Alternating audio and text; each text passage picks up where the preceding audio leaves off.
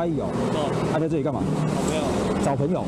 越说越小声，表情越来越心虚。面对警方上前盘查，根本不打自招。他这个包包丢了。啊，就是叫你去做诈骗的啊。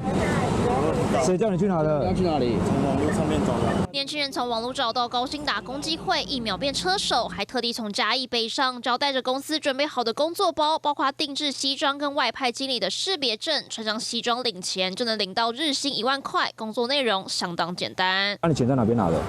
钱我刚才不是说在星巴克，谁拿给你的？一个人。对啊，一个人。选在公共场所掩人耳目，拿完钱再马上把赃款运到新北市三重某商场厕所，再和收水手用咳嗽当暗号，之后变装制造断电。全案讯后将为嫌依诈欺洗钱防治法等罪移送新北地检侦办。先把它载回去 ，OK， 载回去拍。这个包包啊，先别拿。原本想利用暑假期间多替自己赚点外快，却因为一时贪念，沦为诈骗集团工具。薪水还没拿到，第一天工作就要先进警局，好好反省。华儿新闻综合报道。